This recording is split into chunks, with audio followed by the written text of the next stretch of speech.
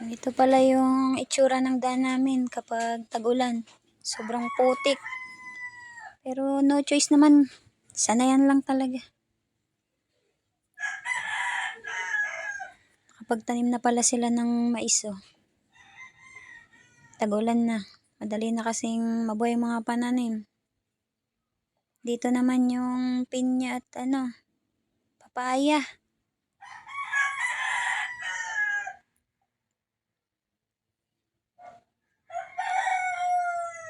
Dali nang makabuhay ng mga pananim. Hindi tulad ng mga nakaraang araw.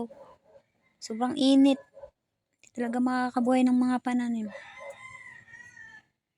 Lalong pumuputik ang daan namin dahil sa mga motor na dumadaan. Isa na rin ako doon. Ito nga pala yung bahay ng may-ari ng boarding house namin. Ang tirahan namin doon pa sa may likod.